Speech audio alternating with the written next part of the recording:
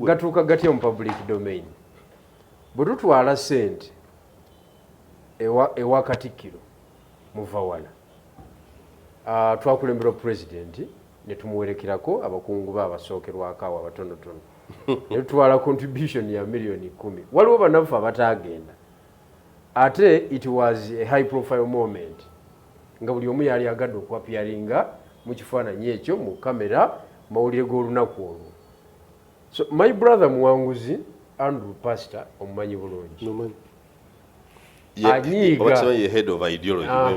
anyiiga nti mukubye ekikono aleme kubeera ku tiimu etwala ebbaasa ewaki ew'omukulu azikubamu zaaka ejjinja eyo atandika okupulaninga. Jjukira omukyala ayogera n'abantu bonna aba NUP oyo mukyala Alison